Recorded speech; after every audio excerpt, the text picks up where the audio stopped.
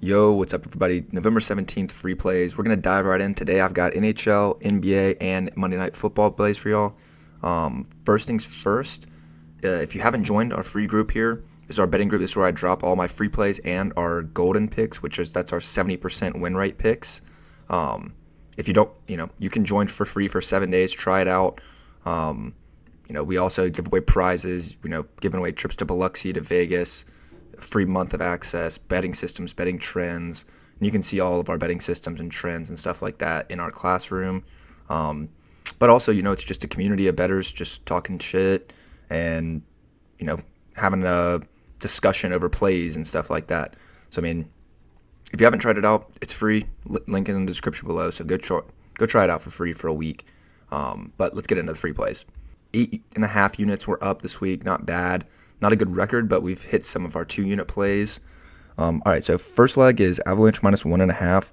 It's always risky taking the lines in hockey, but for the Avalanche in particular, they're coming into town after a 2-day break, and they're starting to get their feet under them. Now, they did lose on Friday at home, but before that, they won their 4 out of their last 5. They're going to get a new goaltender this game. Their main one, Ivan Fedotov. He is apparently pretty shoddy in goal, only an 87 save percentage. And the Flyers also goalie is pretty bad, so they're thinking probably going to be a good amount of goals.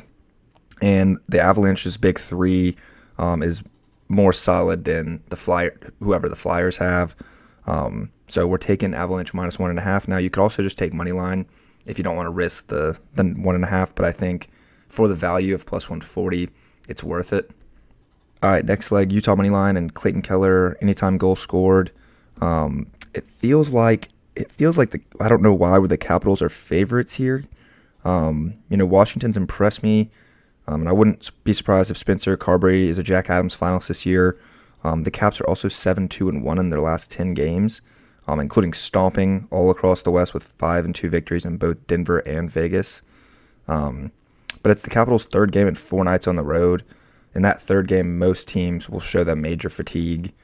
And Utah isn't the same team we saw when they started the season, but they're still amongst the youngest teams and have had 2 days to rest to think about that loss to Vegas on Friday.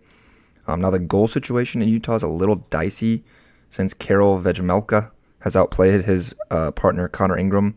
But Ingram hasn't started since November 9th, and you'd think that Andre Turigny wants to give the reigning Masterton Trophy winner a shot to regain his confidence. Perhaps against a tired veteran squad, it's the perfect opportunity to capitalize on a Keller goal. I'm going to take Utah to win, and then we're sprinkling in a quarter of a unit on Keller, anytime goal scorer. But that's all our NHL plays. So let's go to NBA. So for NBA, got a mix of props and spreads, but let's get into it real quick. Yeah, so the Kings are without Sabonis or Monk, which, it's going to force De'Aaron Fox into a really high usage role. And total, in his last 2 games, he's had 4 and 6 turnovers with this situation.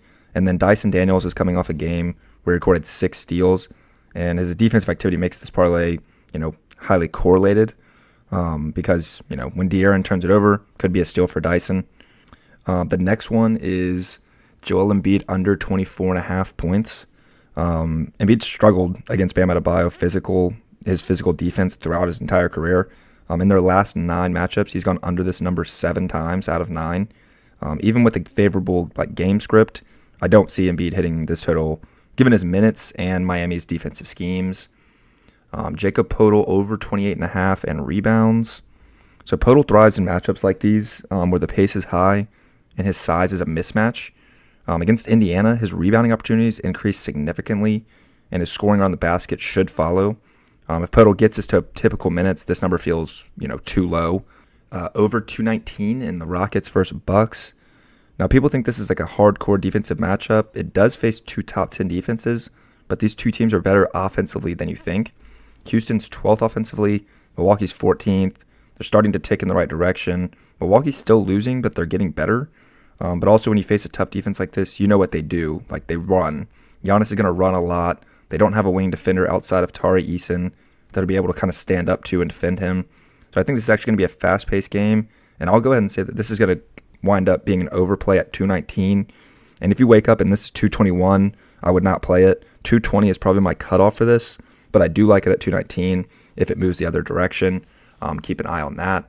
Warriors Clippers. Warriors minus 2.5. Now the Warriors are 85% against the spread on the road, and this team adjusts incredibly well in bounce back spots, especially against division opponents.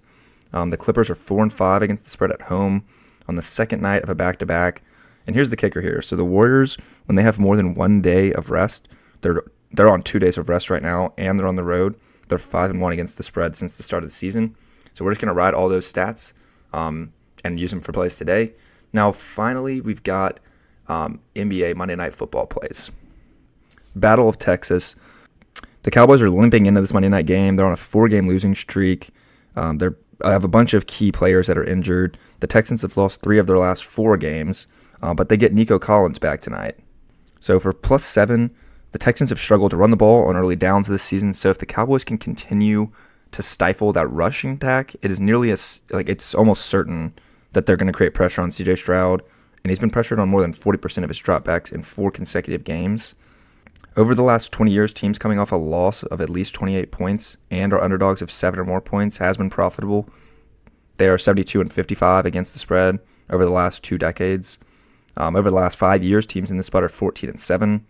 So the Cowboys' offense leaves a lot to be desired, but it is worth noting Cooper Rush is 4-2 against the spread as an underdog in his career, and I'm expecting a better performance from the entire offense against the defense that has allowed 20 or more points in 8 straight games. So Cowboys +7 at the plus money. We're going to take that. Now, under 41.5. In 2 games since losing Dak, Dallas is averaging just 13.5 points, with most of the scoring coming against a bad Falcons defense. The Cowboys have had a little to no run game to speak of all season. Without Prescott, their passing game is just as bad. And it's hard to see them getting much going against the Texans, honestly, who their second-ranked defense by DVOA. In turn, that means Houston won't have to attack down the stretch either. Houston has a negative pass rate over expectation to begin with, so it'll likely skew to the run heavily when they get to the lead. And that slows down the game, thus limits scoring. But yeah, the Texans haven't topped 23 points since they had all 3 of their top wide receivers active, which makes it hard for this game to go over the total, without the Cowboys offense contributing. Nico Collins over 71.5 receiving. So he's set to return from a hamstring injury, forced him to miss 5 games. And people are reporting that he could have played last week, but the Texans instead opted to proceed with caution. That leads me to believe that Collins will be all systems go for this matchup, with no Stephon Diggs and the Texans hitting a bit of a downside in offensive production over the last few weeks. Collins should be a huge part of the game plan, and he's averaging 113 yards per game prior to the injury. And now he gets a matchup against the Cowboys, who allowed the 3rd most yards per reception this season. So we're riding Nico Collins over 71.5. That's all the free plays today. Now, again, I'm going to drop a golden pick in our group sometime today. It's normally in the afternoon or evening, so you have time to join and get it in today. But yeah, join for free today. Get 7 days of free picks. It's only $19 a month after that, and everybody makes enough money before the 7-day trial is over to pay for the month to get full access. But yeah, check it out. Links in the description. I will see you guys in the next video.